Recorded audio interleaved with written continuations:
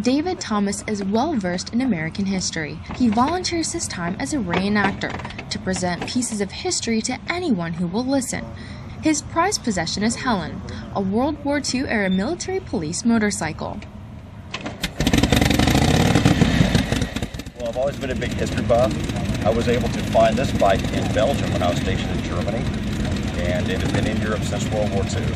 I brought it back to the States when I PCS'd, and I restored it from the ground up. He's learned nearly everything about her and her history in his 11 years of ownership. I've talked to 3 of the original veterans that rode these during the war. And like I said, there was only 10 of the motorcycles throughout the course of the war. The one fellow I talked to said he ran through about 3 motorcycles during the war.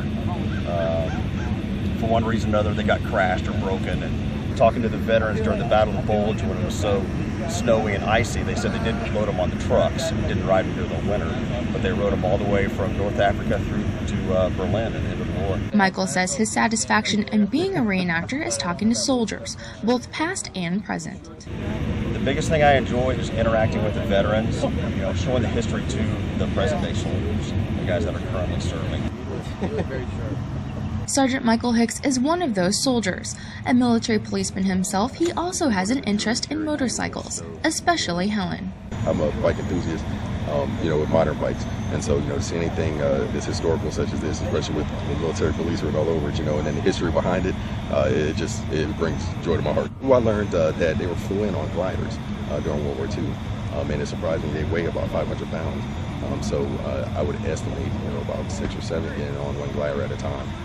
Before it become some kind of problem, but to have them flown in on gliders, it's it kind of the bike being a Paratroopers bike, it made perfect sense. Sergeant Hicks added that in order to know where we are going, we have to know where we came from. Well, it's important because that's where we come from.